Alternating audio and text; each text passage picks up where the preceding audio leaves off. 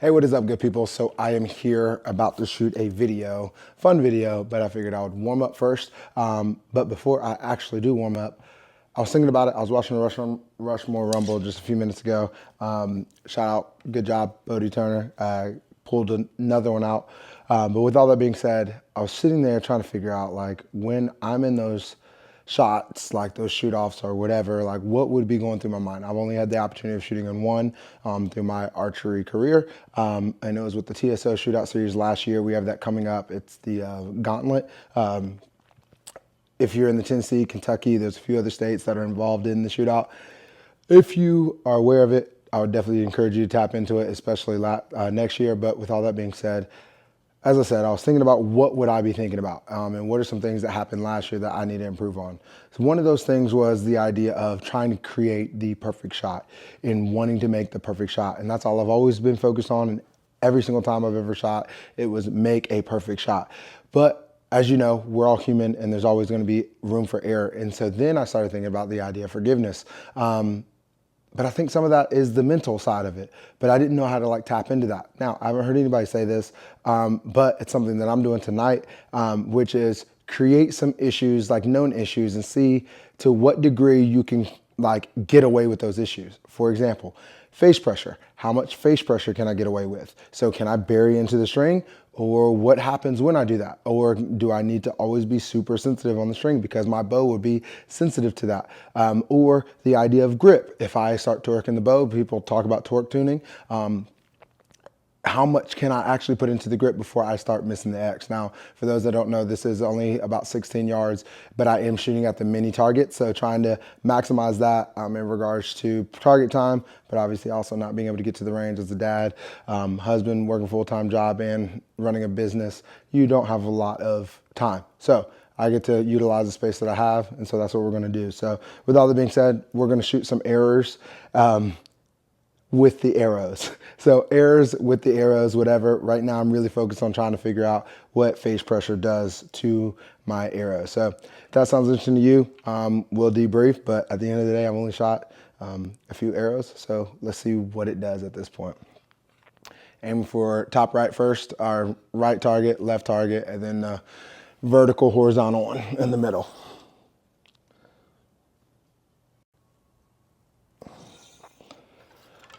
Something else I've also been trying to do is close off my stance a little bit more. Random note. But instead of be facing it, I'm trying to get away from the target. It makes me open up a little bit more, and I'm a little bit more sure in my back wall when I do that. A little bit more consistent, if you will, versus when I'm open, I kind of leave this elbow away, versus when I'm back here, I open up a little bit. I'll explain how I got there in a little bit, but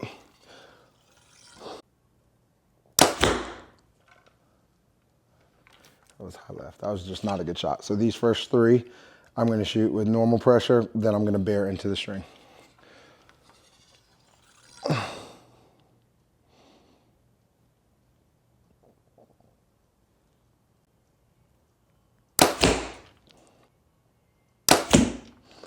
All right, that was a lot better. So now I am just gonna bury into my anchor and put my nose way too heavy into the string and see what results we get. Earlier, I did do it a little bit with about 5 arrows of my warm-up round, and I noticed it impacted a little bit low, but nothing crazy. So we'll see if that's consistent right here.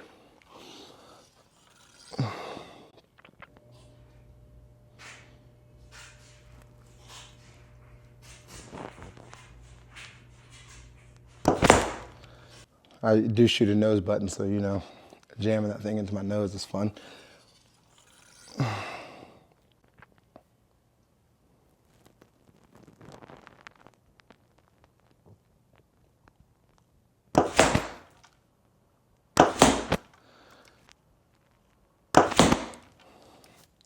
I'm not sure I really got a crap ton of face pressure on that one.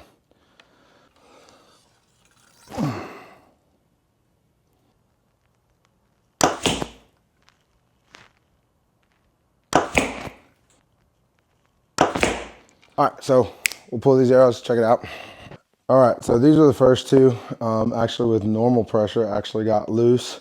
All the rest, we got XX, wide left, XX, same face pressure, even more here. I know this one I think was not as good face pressure, but yeah, okay, interesting. All right, so yeah, I am not mad about that group. That was my second quiver of the night. And honestly, the impacts were pretty solid, especially with me trying to bury my nose into it. And now, why am I doing this? As I said, trying to find the forgiveness, trying to find the room for error that I actually have. But I think the biggest thing when I talk about that is just figuring out what I can actually get away with. Sometimes in those moments, especially I've talked about before, when I get frustrated or when I get mad, I shoot a better shot, and I never really understood that. But then I started thinking about it, oh, well, I'm using a lot more muscle, I'm pulling harder. So me shooting a stronger shot lends itself to a little bit more of a consistent shot for me. But with that being said, there's also inconsistencies with my nose pressure, which I started getting weary of and started getting scared of. So then it was like, well, what can I actually get away with? This kind of leads me to the idea of when people are kind of afraid to mess up and do the wrong thing. Obviously, all of us don't, like I especially, I'd never want to mess up. I never want to do the wrong thing. But I want to also know what I can get away with. So just like in a squat, if I'm coaching up a young man in a squat and trying to figure out, or anybody in a squat, there are rooms for the knee to be able to move, but I need to know exactly when it's bad, when it's good, when knee valgus, meaning when the knee collapses in, is too far of an extreme or pretty, like still pretty solid and still safe for the athlete. Same thing here. I need to know what ranges I have and what I can get away with so it's still safe and effective where I'm actually still scoring the arrows that I want without having a factor in my head of, oh, I think I'm too tight on my string. I need to kind of back out, because that's one of the cardinal rules of, hey, string pressure, don't put too much string pressure on the string. I've heard other people say it doesn't matter, like Paige Pierce. So for me to actually come to that conclusion, I want to do the experiment. Same thing I would talk to you guys about and say, hey, you guys, I would encourage you, do the same experiment with your own bow, because I'm sure every bow, they talk about actual string tension, all of that I'm sure plays a role. I don't know all those details, but I do know I have my own bows, my V3X, my Tidal, and I'm gonna figure out my own gear. And so you guys do the same. We're gonna shoot one more end, and then we'll start the other video of the night. But with that being said, let's get these arrows flying. Yep. See again? Opened up my stance and I could feel it how I drew. Not feeling very strong. It's something new, but trying to create good habits there. That's like very little pressure. Now we're gonna go ham, because I was really focused on my feet.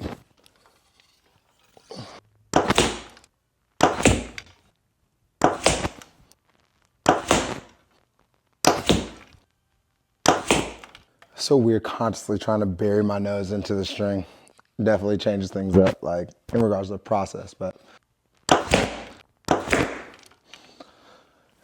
All right, we're gonna pull these arrows, then we're gonna come back with a conclusion. All right, so what's my conclusion? I think just looking at it from 16 yards, I know it's not a full 20, but looking at it from 16 yards, shooting at the mini faces and putting as much pressure as I could potentially even think about putting into the bow, even if it was accidentally. I don't ever think that I would ever bury my nose to that point. But I think the arrow still flew true. So shout out to Paige Pierce for bringing that up and making me even think about it in a more critical way. But just like I said, I can trust those people and just run with it, or I can be my own person and figure out if that actually is true and if that's actually an issue. So if you are one of those guys that just watch a crap ton of YouTube like I do and trying to figure out how to learn, I think first figure out what people are saying are cardinal rules, and then go break them. Go do the things that are cardinal rules, like the things that they are telling you not to do, at least when it comes down to your shooting, and figure out which one is more consistent. First, obviously, I think before I even say that, let me take a step back and obviously build a foundation, something to actually pull from. But after 4 years of hunting and 2 years of competition now with the title, I think it's time for me to start figuring out what works and what doesn't work, at least for me. And so for you guys, again, the encouragement, break the rules. Don't feel like just because some professional guy said it or your buddy from the pro shop says it, that it is law, it is biblical, like principle, gospel. Like, no, take a step back, figure out what they're telling you, but also understand the why. Why are they telling you that? And if it works for you, great. And if it doesn't work, then you go right back to the bare bones. But for me, I'm no longer afraid of string pressure. And that's one less thing on my plate that I have to actually worry about. Now, is there more testing that I can do to figure out if that's consistent? Sure, but I think 20 arrows with that level of consistency, and honestly, my first shot was the worst shot, and it was the one that I was a little bit more floating in my normal habits. To me, I think that goes to show, like, if I stay in a little bit tighter, I am a little bit more consistent. Maybe that's my build. Maybe that's being a little bit stronger. I don't know, coming from sports and athletics and my history. But beyond the point, I think the main thing is don't be afraid to shoot your bow, make your own mistakes, and learn the process by yourself. Not just by yourself, but with a community, but learn it yourself, I should say. With all that being said, William Alderman, don't forget to be better, one arrow at a time. And yeah, we got some arrow talk to talk about, because there's an arrow that is hitting the market right now that nobody's talking about, but I don't understand why. So with all that being said, stay tuned. William Alderman, be better. Out.